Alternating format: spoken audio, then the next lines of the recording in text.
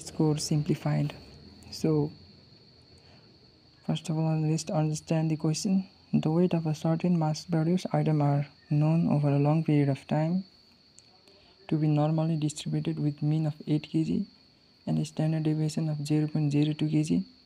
If item whose weight lie outside the range 7.985 to 8.035 kg are deemed to be faulty, what percentage of product will be faulty?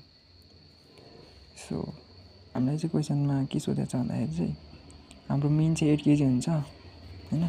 In mean भनेको चाहिँ बेल कर्भमा चाहिँ so बिचको पोइन्टलाई चाहिँ mean भन्छ 8 kg। यो र यो तलको टोटल चाहिँ 1 हुन्छ, यता 0.5 यता 0.5 अनि यसको स्ट्यान्डर्ड डेभिएसन चाहिँ 0.02 kg हो रे। So if item whose so अब यदि नर्मल केजी चाहिँ 8 kg हो, यदि 7.985 kg भन्दा तल र 8.035 kg भन्दा माथि गयो भने चाहिँ त्यो चाहिँ फल्टी हुन्छ अरे प्रडक्ट।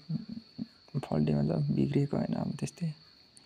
त्यसैले अब कति पर्सेन्ट चाहिँ फल्टी हो भनेर हामीले पत्ता लगाउनु पर्यो। त्यसको लागि चाहिँ हामी पहिला सुरु चाहिँ जेड स्कोर पत्ता लगाउँछौँ। यसको लागि चाहिँ Z equal to X minus mean.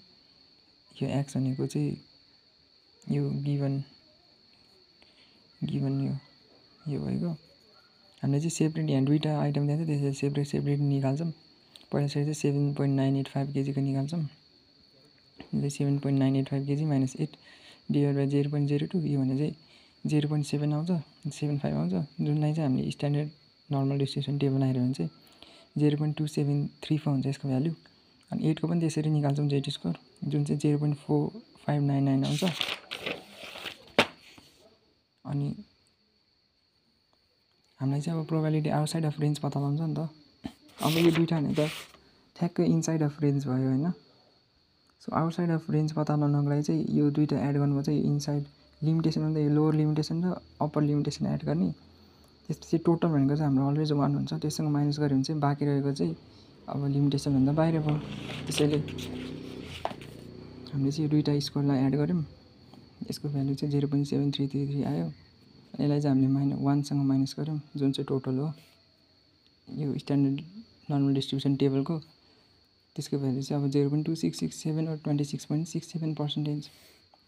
यति हो। किनभने यो दुईटा हामीले किन एड गऱ्यो भन्दाखेरि चाहिँ किनभने यो दुईटा भनेर चाहिँ लिमिटेसन भयो क्या, यो भित्र चाहिँ पर्नु पऱ्यो। 0.2734 भनेको चाहिँ त्यही 7 point something kg को लोवर लिमिटेसन भयो। 0.4599 भनेको चाहिँ 8 point something kg को अप्पर लिमिटेसन भयो। त्यसैले अनि त्यसलाई कन्भर्ट गर्दाखेरि यति आएको जेड स्कोरबाट। पहिला सुरु त जेड स्कोर निकाल्यौँ, त्यसलाई अनि स्ट्यान्डर्ड नर्मल डिस्ट्रिब्युसन टेबलबाट कन्भर्ट गर्दाखेरि अनि यति आएको। Okay, by by.